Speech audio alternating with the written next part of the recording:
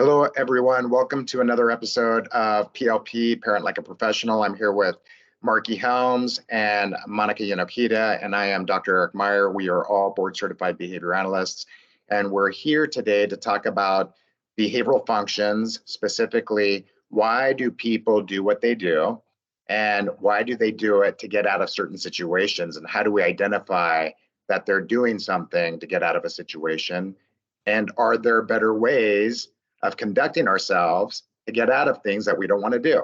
We also want to talk a little bit about another function, which is the attention function, why people do what they do to get somebody's attention, or if they want you to do something for them or whatever it might be. But two functions in terms of behavioral functions: why do we do what we do, and how are we doing it, and what can we do to change the way others are doing things if they are inappropriate or cumbersome or interfere with what's happening in our community.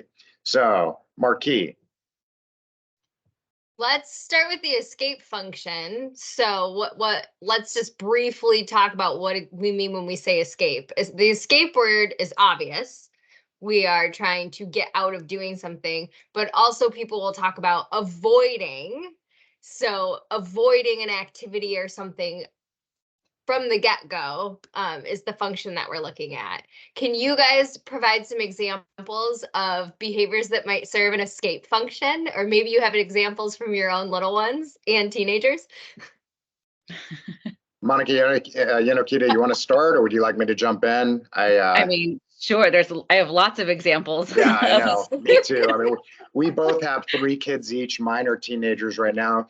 Monica's are, as you probably already know, for those of you that watch us, her children are in elementary school. So it's always fun to hear both of our different experiences. At least I enjoy hearing what Monica's going through because we've gone through it. And I'm sure, as Monica said in the past, she's looking forward to seeing some of the things that our kids are doing with her kids. But go ahead, Monica, jump in.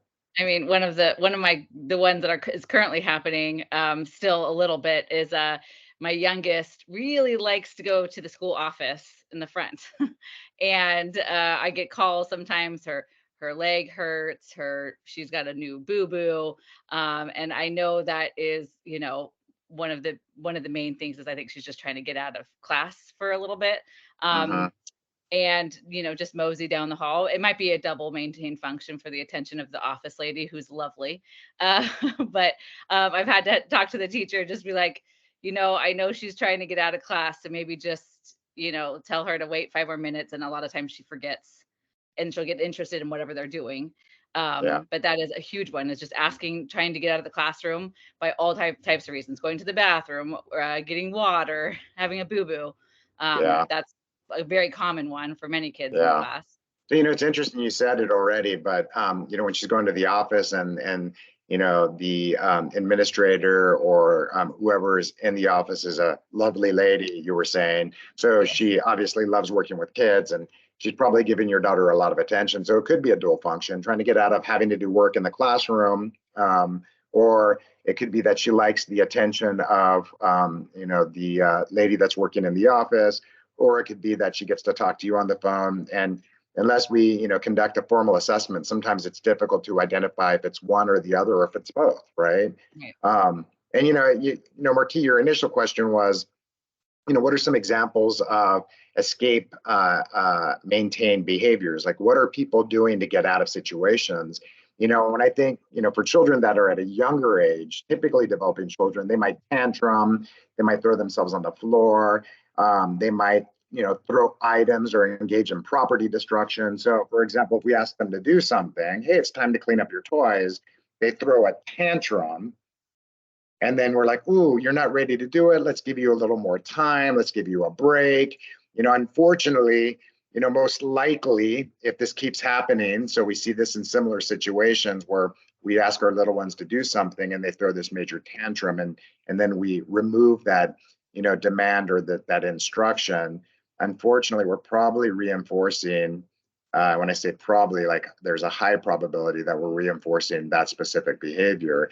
And of course, like, it's not our intention, but, reinforcement and punishment or penalty, it doesn't discriminate between whether something is, an intention or not. So it's all about what's happening right before, we're placing some sort of a demand or instruction, and what happens right after.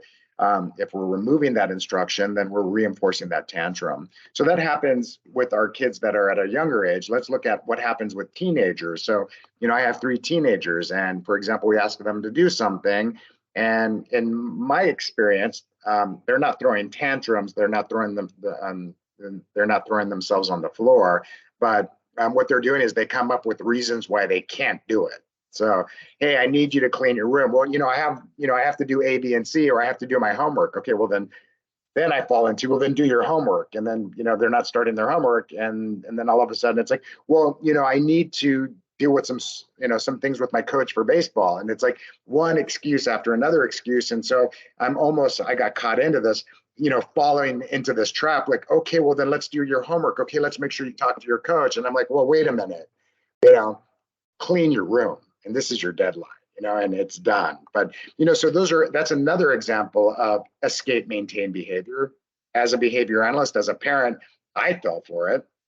And of course, you don't see it the first time, but when it happens again and again and again, and the room doesn't get cleaned, you start to realize, or I started to realize, oh, this is a very fancy and creative way to get out of having to do something. And he's going about it in a nice way.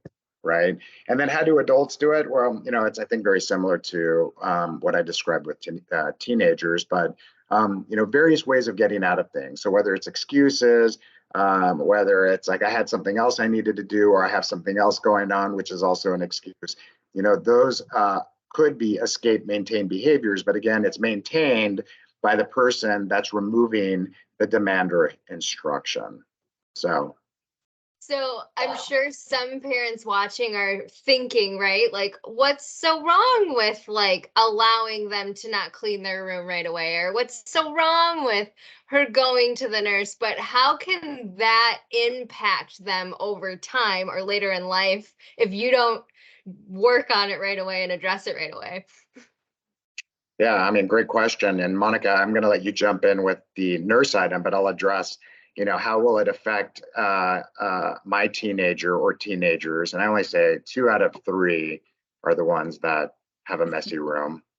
My third has a very clean room, so it's my daughter. But my 2 boys, I said, how is this going to impact you when you live, when you go off to college or you have a roommate? How is that going to impact, your relationship with the people that you live with? Obviously you have your own room right now, but how is that going to have an impact with other people that you live with? So if you are okay with your child having a messy room or your teenager having a messy room, then it's not a problem. And if you're not worried about the problems that could occur in the future, if you're not worried about that, then it's not an issue. But it's an issue when you feel like it's a problem. And then the question is it really a problem? And I think in my example, it could be potentially a very bad problem in the future. And it's still, we're trying to teach, our teenagers to be organized and, also to respect the fact that they live in a house where they have their own room. And so they should keep it clean. Monica, tell us what you think about the problems that could happen in the future or the current problems with your daughter going to the nurse. Well, and I was going to say just about your about the clean room and everything and excuses. I also think it's important to kind of note, like, reinforcing the excuses and constant excuses. I mean, I know that's not something that you want to teach your kids is to when given a task to come up with excuses to get out of it. So there might be other alternatives, which I know we can talk about, of ways to get out of, or escape different things that are maybe more appropriate. And it's not that excuses are terrible and they're probably valid. Some of them are really valid, but just Sure. kind of being somebody that is going to always come up with excuses is not something that we want to necessarily reinforce either. Right.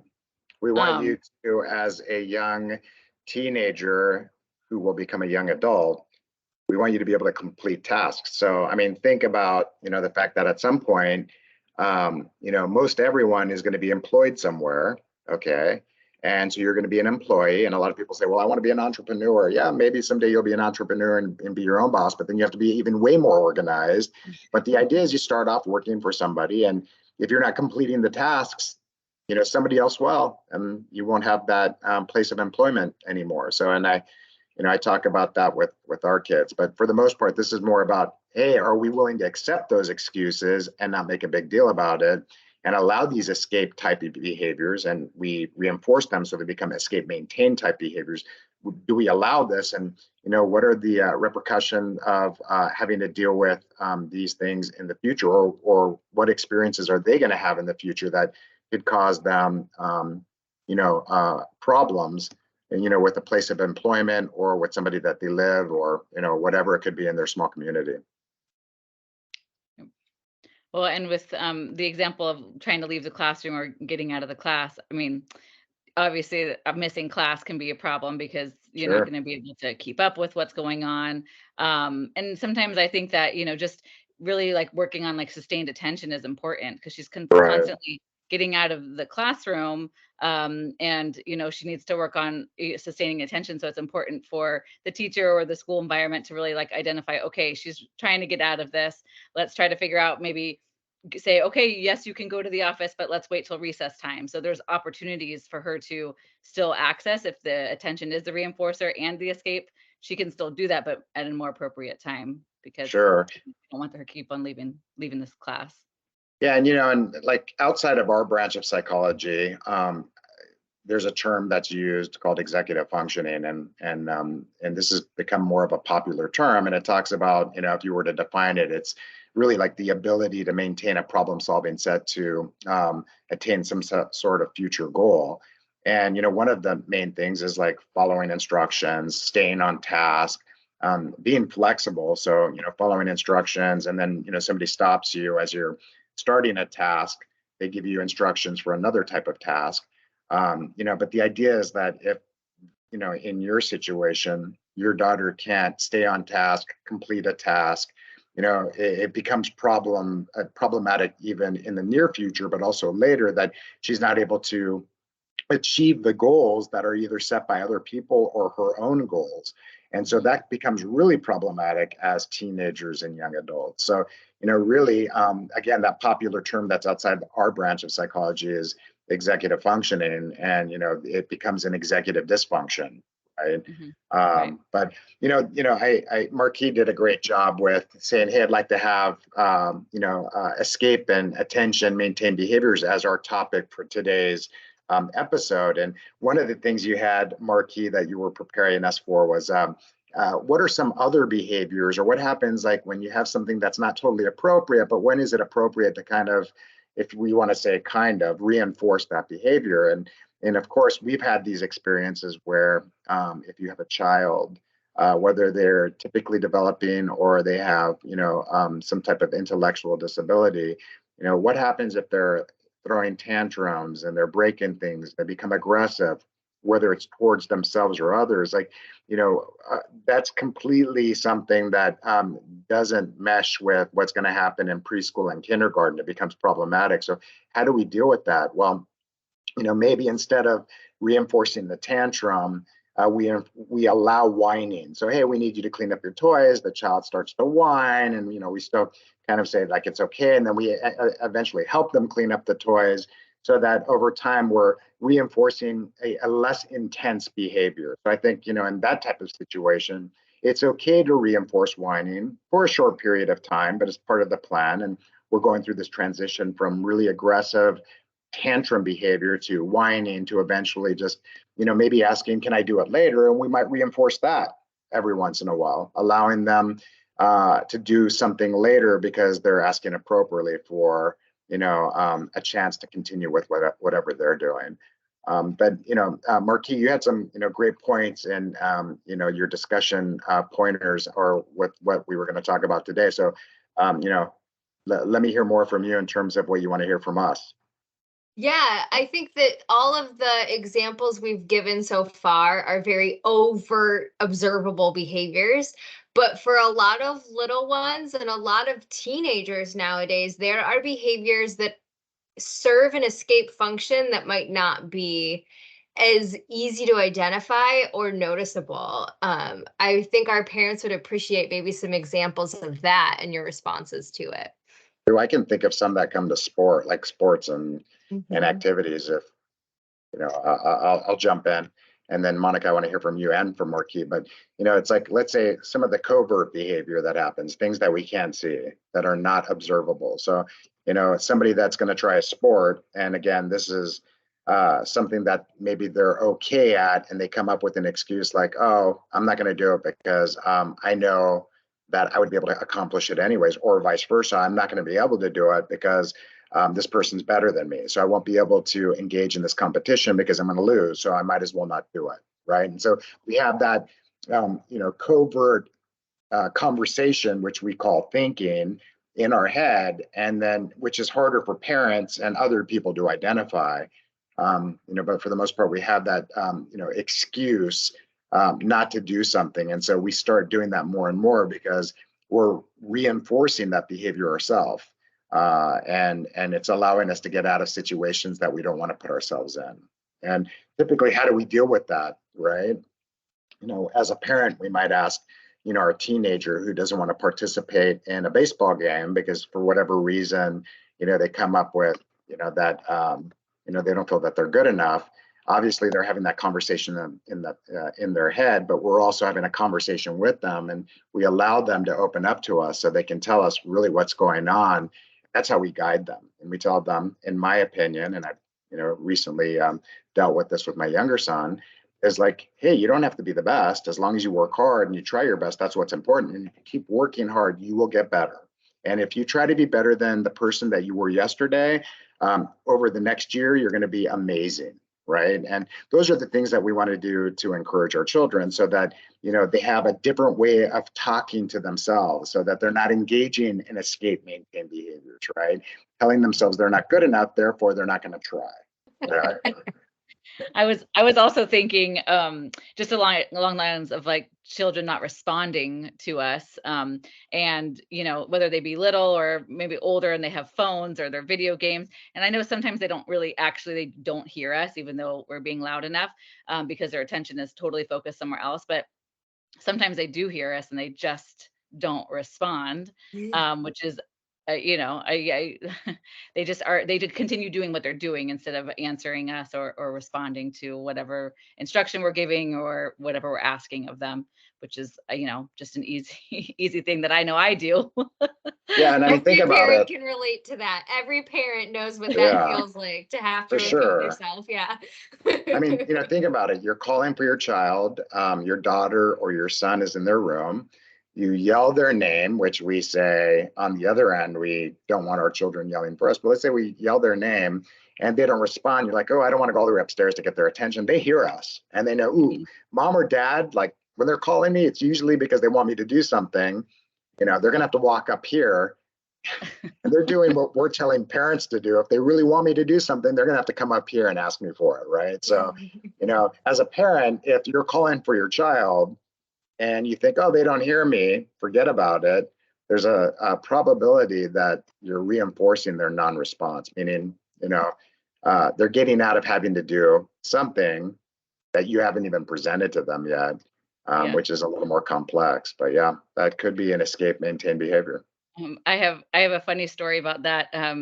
When I was younger, my dad would call to us from downstairs to come down, and if we didn't come within a certain amount of time, if we tried to ignore, escape this whole thing, he would have us go back. Once we came down, he would go have us go back up, and he would call us again, and he would do it like 5 or 10 times. And it wasn't until I was in my ABA program that I was like, oh wow, he's just totally doing overcorrection there. So the second my dad calls, we are always downstairs. You don't hesitate when my dad calls. If he calls your name, you better come downstairs. He gave you a choice. You can do it once or you can do it 20 times, right? Yeah. So smart man, very smart man. Very cool. You both shared like the escape maintain behaviors that you see in your teenagers and your kids. So yours is going to the nurse and yours is cleaning the room. I think it would be also awesome to hear, what do you guys do when that happens? What we talk about what happened before the behavior. Now, when the behavior occurs, what are you guys doing after? Yeah, so great question. I definitely don't ask my children to clean their room unless I'm ready to follow through with it. So I'm also looking at, timing. Is it really late at night? Is it early Saturday morning? Like, what is their availability to get this mission accomplished, right? So I also look at how dirty the room is. If it's something as simple as picking up some clothes, then, easy for me to enforce. If I feel like, hey, there's a lot where we want some deep cleaning going on, the bedroom, the bathroom, all of that, I have to make sure that prior to presenting that, instruction or demand, that they're going to have enough time to do it, and I'm willing to enforce it. I'm also willing, if they ask in a very appropriate way, can I do it at a later time? I'm happy to oblige and allow them to do it at a different time as long as it's completed. And in my experience, when they've requested, a delay in completing that task, they've completed the task with reminders, but I'm okay with that as well. So. And I definitely want to hear from you too, Monica, because I imagine that your situation would be very difficult for a lot of parents because they want to be there for their kid. They want to make sure their kid is okay. And you're not at the school when that has happened. So share with us how you're following through, but we also know how much you love your kids. So I know that you're being super compassionate. Well, I mean, last year when this was happening, my youngest is not fond of going to the doctors and getting shots.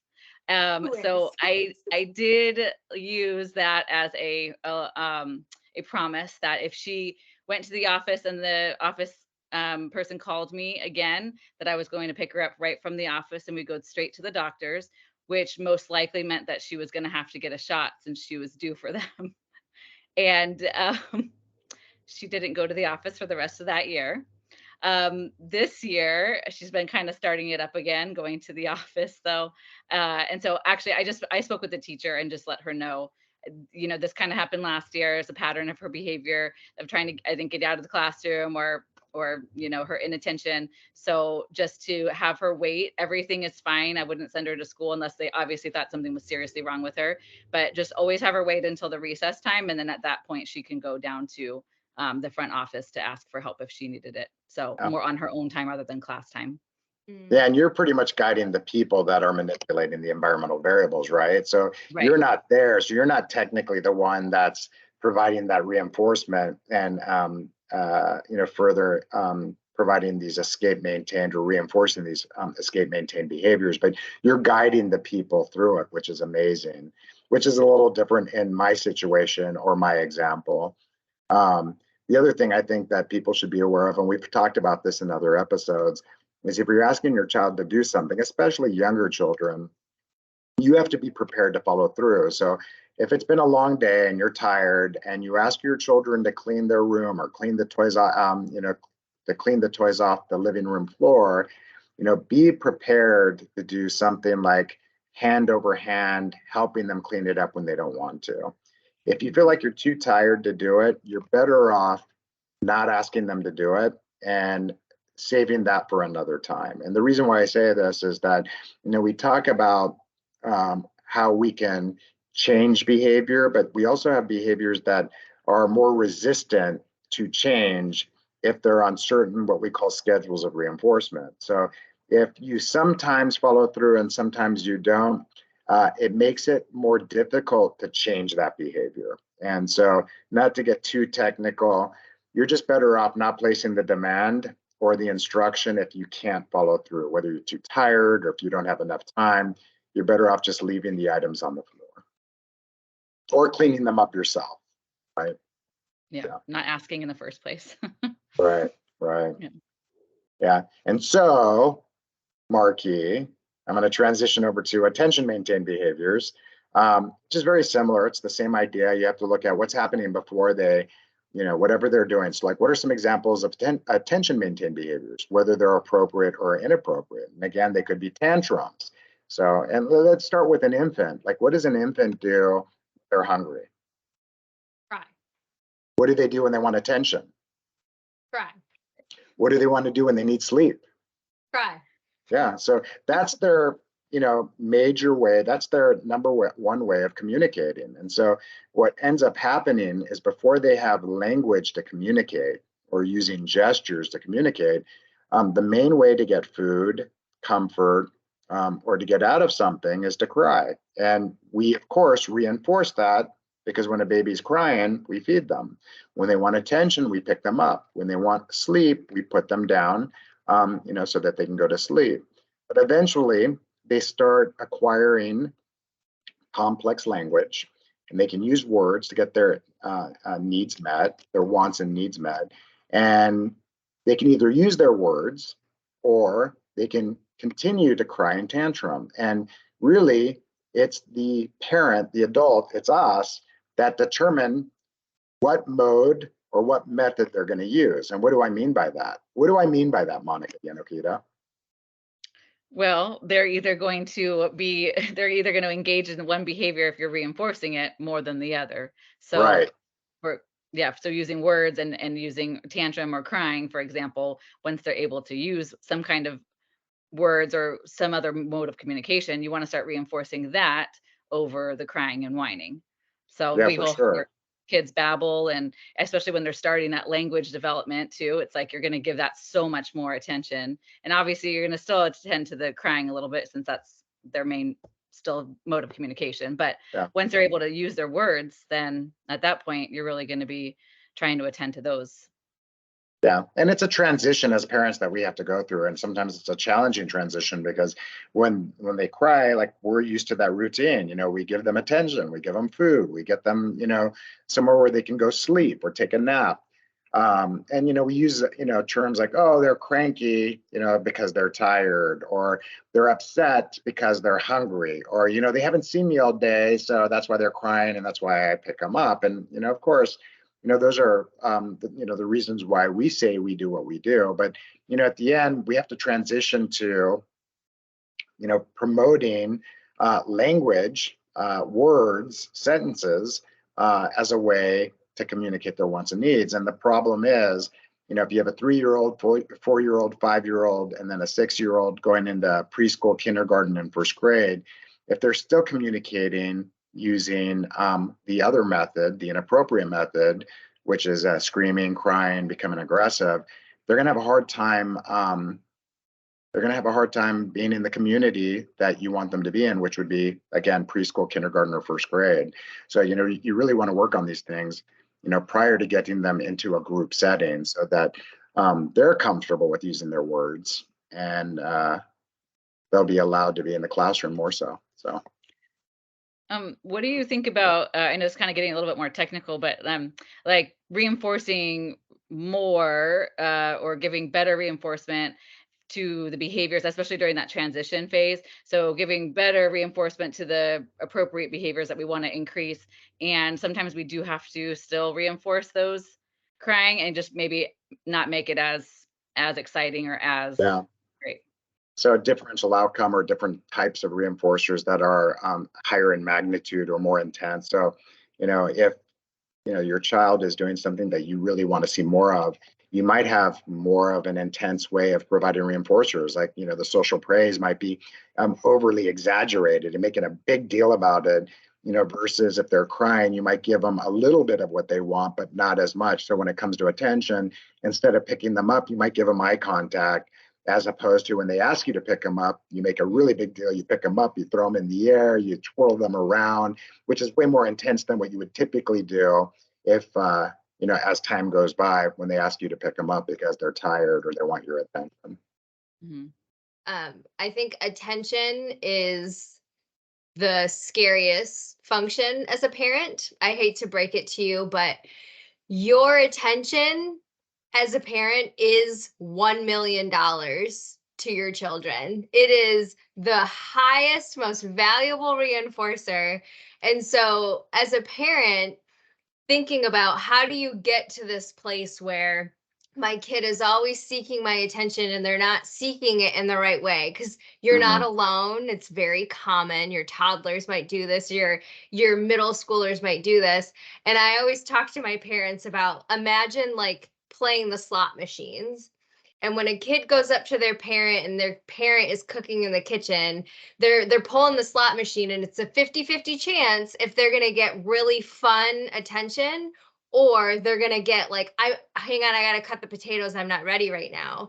And it can get you into this place where your child learns, wait a minute, when I do the wrong thing, I get their attention 100% of the time. But when I do the right thing, it's a 50-50 chance. And Yeah. so it does take a lot as a parent to be mindful that you are not giving attention 100% of the time to the wrong thing and providing more of that attention for the right thing. And it takes conscious thought. Like you guys have been through it, so you guys know how much thought you have to put in to making sure that your valuable $1 million gets provided to the right stuff. All right. And, and this might be for another episode, but, if your children, especially for working parents, if your child or your children are trying to get your attention and you're not giving it to them, they're going to get it from somewhere, and hopefully you realize that, like what Marquis is saying, to them, it's worth $1 million. It's priceless, really. And so if you're working, like I've caught myself where I'm, working on my phone or, on the computer, and my son wants to tell me about his baseball game, I stop. And even though I'm like, I want to finish this email, I need to finish it, I have this train of thought, instead of saying, now give me 5 or 10 more minutes, which is never 5 or 10 more minutes, it's a lot longer than that. I just shut my laptop and walk away from it. And I give him all my attention because he wants to share his experiences. And again, if we don't do that for our kids, they're craving that attention. They're going to get it from somebody. And hopefully, if it's not from you, it's somebody that you want them to give it to them. But it's not always the case. So keep that in mind for those of you that are working parents that are really busy. Sometimes you have to schedule time to spend more time with your children, which I think most people try to do. But just from my experience, I used to catch myself saying, give me 5 or 10 more minutes, and it's never 5 or 10 more minutes. So I stopped doing that and, trying to give them 100% of my attention when they ask for it. Yeah, especially as teenagers, it's like, it's very rare. So, I love the fact that they want to come and share their day with me, because usually it's like, hey, how was your day? It was fine. What did you do? Nothing. And you're like, oh, okay, let's work on this a little more, right? Well, Went to school. Well, and for the little ones though, it's not that rare. They're doing it every 5 times a minute, trying to get your attention. So I think that for me, one of the things I try to do, and there's 100 times in the day I probably stop and be like, oh, I shouldn't have reinforced that. I mean, it happens, and you can always change, and you can always pivot the next day or even the next hour or the next time they do it. So you're never totally ruining everything. So, but just trying to give especially when they're doing it asking appropriate, trying to stop and at least giving them the eye contact and explaining when you can, or let them, hey, after you finish that puzzle, then I can do this with you. Because even sometimes that little bit of attention can hold them over until when you can actually give them attention. Sure. But yeah, I mean, I make those mistakes all the time by giving attention to the wrong behavior, by saying, hold on. And then, next thing you know, they're like ripping down half the, Christmas tree decorations. And I was like, what are you doing? And then I had to stop what I'm doing to attend. So Yeah. it happens all the time, but identifying like, all right, I should have stopped what I was doing the first time they asked me something, and actually had a conversation with them and explained what was happening if I can't attend to them right then. But yeah, and it's just like, that's an example of how powerful attention is as a reinforcer. You can shape, the behaviors that you want where they're appropriately asking you for their attention, or you can, shape or reinforce, behaviors like pulling down the Christmas tree and making a mess and breaking things, So, it's something to think about. But anyways, thank you for sharing those examples, Monica and Marquis.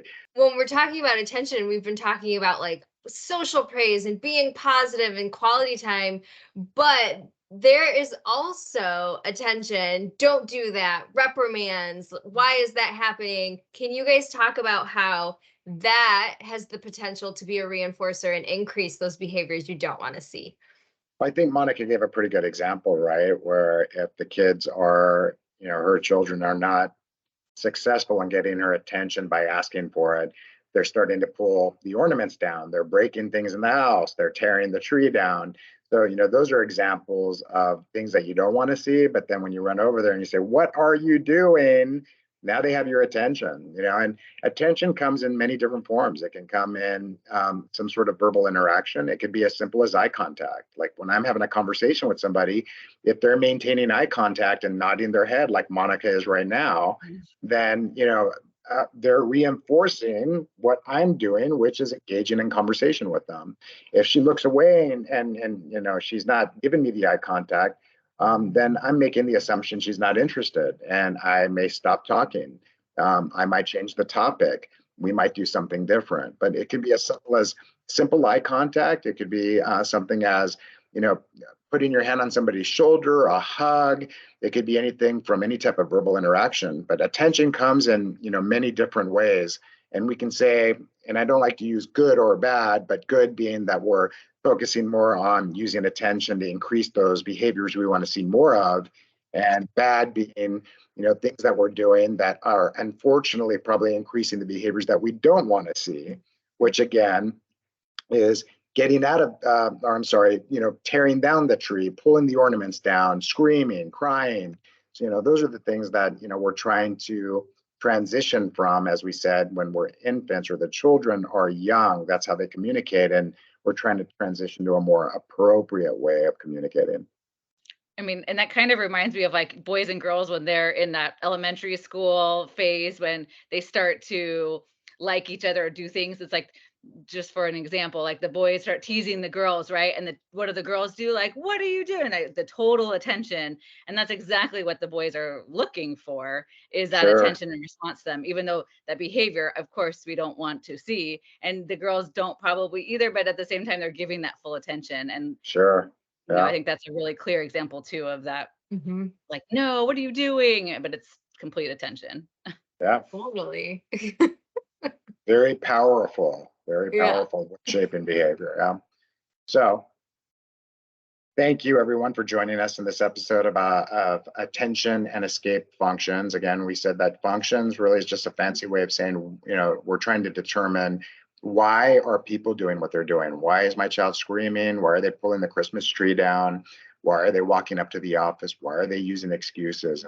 The reason why we want to identify, what the function is, why we can identify why they are doing what they're doing. We can come up with alternative ways.